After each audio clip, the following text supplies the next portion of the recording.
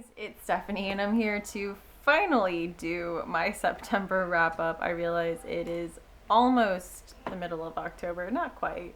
So I think I'm doing good. Anyway, I had a great reading month in September. I had a lot of really fun buddy reads with a lot of great people, and I read some really awesome books, and I can't wait to talk to you guys about it. So the first book I read, unfortunately, was the one that I was the least happy with. But it was fun because I got to buddy read it with Adam over at Memento Mori, and if you know him, he just cracks me up. So it was really fun to do this buddy read with him. Probably even more fun since we both hated the book. So this was Michael Chabon's Summerland. I think it's a middle grade novel. I just was not a fan of it. This is about a boy who is awkward and kind of a nerd, and he is a chosen one who has been selected to save the world by playing baseball with his ragtag team of misfit friends. One, I thought it was lame. Two, I never felt immersed in this. There was a big fantasy element that I just never connected with. I did enjoy this sense of Americana that the book was trying to bring through by making the conflicts, you know, mostly deal with baseball and having a lot of American folklore like Bigfoot, even some Mexican folklore. They had La Llorona in there. So it was just really interesting trying to tie all that into the story. I just don't think it was done well, and the story wasn't compelling enough, and the characters were really boring. So unfortunately, I did not connect with this novel really on any level. That being said, I think it might have been an off novel for Michael Chabon. You know, he usually doesn't write that genre. So that being said, I'm definitely going to give him another chance, but Summerland just did not work for me. Another book I got to buddy read this month was Broken Monsters by Lauren Beukes. I got to buddy read this with Julie from A Girl in a Book, and it was a lot of fun. So after a book like Summerland that was a little disappointing, it was just so nice to pick this up and have a book that is just so me. You know, like I immediately read it and instantly was like, yes, this is my kind of a book. It was dark and fast-paced. I loved the writing. It's about a detective in Detroit who gets called in because they found the body of a boy fused with half the body of a deer. So it's top half boy, bottom half deer. It's really gross. So there was a lot I liked about this book.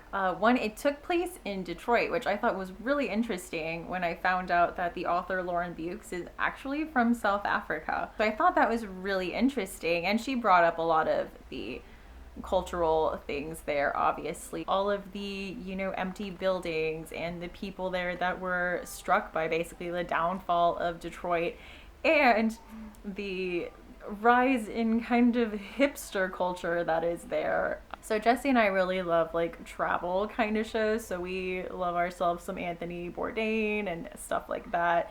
And I feel like all those shows have an episode in Detroit where they talk to people who have lived there their whole lives and get that side of Detroit and go to like this very trendy hipster kind of joint and then go to like an urban farm. And I thought it was funny that all of those things were discussed in this book. So I thought that was really interesting. Like I said, I thought it was really well written. The writing to me felt a lot like Gillian Flynn, who I love. So of course I felt like it was a book I instantly connected with, and I do want to check out Lauren Beukes' other work. The next book I buddy read with Katie over at Life Between Words, and it was so fun. We read Dark Matter by Blake Crouch. This was the first Blake Crouch book I've read, but I have seen the first season of Wayward Pines, so I feel like I kind of know his style, and he definitely has a style. I actually felt like they both kind of started the same, with you know, like a male main character waking up in a different world and kind of having to figure out where he is. I know that's really vague, but I mean they both have that, which I thought was weird.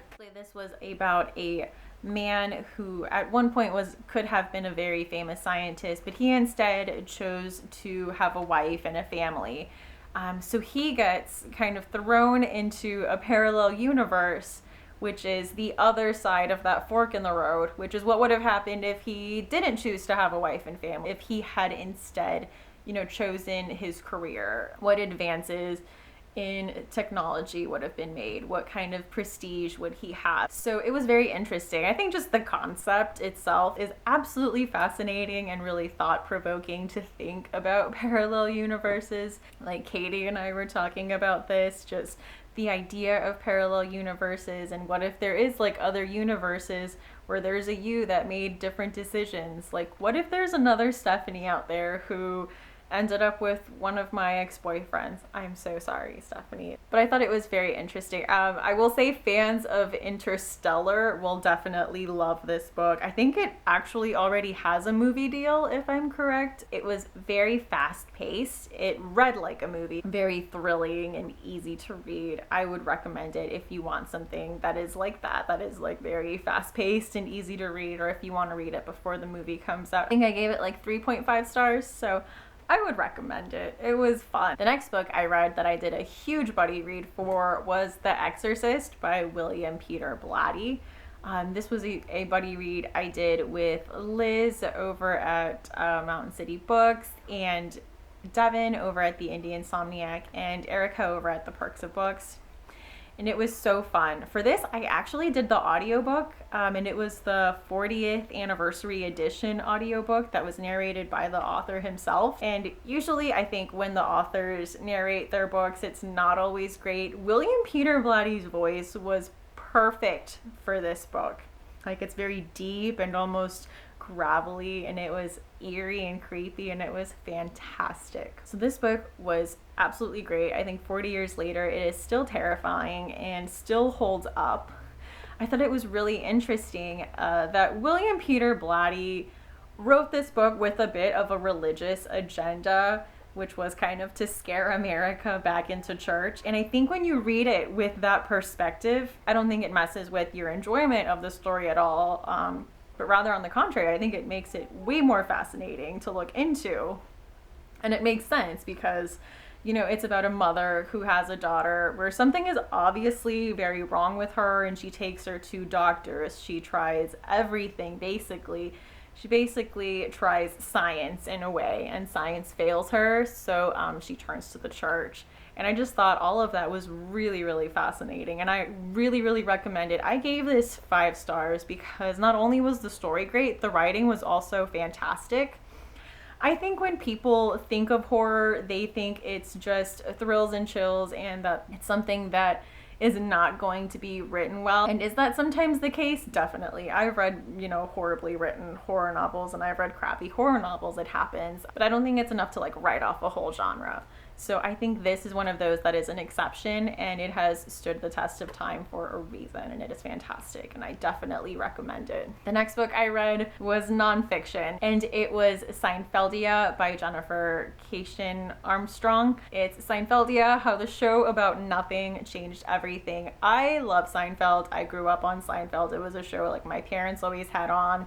And in my like extended family, whenever we have holidays, all the inside jokes are Seinfeld quotes. So I think to be a part of my family, you just have to be a Seinfeld fan. I enjoyed this book so much because it was, you know, a lot of the making of and trivia and behind the scenes and the stories behind the plot lines. It was so fascinating. I feel like I learned so many things, you know. For example, you know how Seinfeld, the characters themselves are based on people that Jerry Seinfeld and Larry David knew. So the Elaine Bennis character is actually based on Larry David's ex-girlfriend Monica Yates. And in the earlier seasons, there's an episode where George and Jerry are stuck at a restaurant with Elaine Bennis's father. It's, if you know, like it's the episode where he buys like the expensive corduroy jacket with the pink lining. And Elaine Bennis's father is a famous novelist, and he's just this very intimidating figure. Well, it's because the real life Elaine, Monica Yates' father, was also a famous novelist. Her father was Richard Yates, who wrote Revolutionary Road. So I thought that was super interesting. Just that there was like a real life person that these people represent, and a lot of them I didn't know. So all of that was just so great and so fun to read, and it made me want to rewatch Seinfeld, which I think I might do. I buddy read was We Were the Mulvaneys by Joyce Carol Oates. I read this with Liz over at Now Voyaging. This is the story about a family in the 70s, the Mulvaneys, who were a well-to-do family in a small town in upstate New York until something happens, and we see this family's gradual like fall from grace. I thought it was really interesting. The timing of this novel was just crazy because I was reading this right after Brock Turner got released from prison, and it was infuriating. I was so angry while I was reading this, and for the reason that Joyce Carol Oates, wants you to be angry. But I was angry because this book was written 20 years ago, and it was still too relevant. And the fact that it was as relevant as it was just made me so angry. So it definitely did elicit an emotional reaction out of me. I wanted a little more out of the characters. I thought the mom and dad were very complex characters, but I felt like the children were kind of given titles, and then I don't feel like they were very filled in as people. I feel like, one of the brothers is like a jock and a kind of meathead kind of guy, and it's just, that's all there is to him, And so I think I just wanted a little more characterization for a story that is so long and is just about this family. So with that said, I'll definitely be checking out more Joyce Carol Oates. So my book club pick for this month was Like Water for Chocolate, which is a book I had wanted to read for a long time. Because I'm Mexican and I don't think there's like a ton of Mexican literature out there. And I had seen the movie and really, really liked it. So this book, I read it. It's short and it was so comforting and homey to me. And it's written like a cookbook almost. Like every chapter has like an ingredient list and is a recipe, and it starts out, well, like you need to do this, you need to do this. And then it just seamlessly goes into a narrative and a story. And I thought that was just incredible, the way that it was done. And so you get this story of this girl who kind of has the ability to transfer her emotions into the food that she's eating. So when people eat the food that she makes, they also are overwhelmed with that emotion themselves. And I thought it was really interesting. But I do have a question. Is anyone that has read this on Team Pedro? Because I'm not. There's a love triangle kind of for a little bit. And I am not a fan of Pedro at all, and I'm not sure if we're supposed to be, because he seems just like a grade A jerk. And there was a scene in there that I was not a fan of. I was not okay with, hashtag no means no. And I wasn't a fan of it. But other than that scene and just him as a character, I really enjoyed the book and the way it was written, and it made me miss my mom and Mexican food, because Mexican food is not easy to come by in Pittsburgh, like good Mexican food. It made me want to go back to California because Mexican food is everywhere in California. But other than that, a really enjoyable read. So this month, I also read, it's an advanced copy of Little Heaven by Nick Cutter. This was my first Nick Cutter book, and he's an author I've been wanting to read for a long time because I just had a feeling he would be right up my alley, and I was 100% correct. So that's always really exciting when there's an author you're like, I think we'll get along, and you read something by the author and absolutely love it. So you're very excited to check out the rest of the stuff he's written, which is where I'm at right now. So I want to read The Deep and I want to read The Troop because I really loved Little Heaven. I don't want to talk too much about it. It comes out in 2017, so I think closer to the date that it comes out, I'll do a full review. I'll just say it's a little bit of a Tarantino-esque Western, a little bit of Jim Jones, and it's a horror story. So I'll leave it there and just do like a glowing review when it comes out because I loved this book. The next book I read was actually written by one of our fellow booktubers. I read Operation Cure Boredom by Dan Martin. I got an ebook copy of this and I read it. It's his memoir from when he was in the Air Force.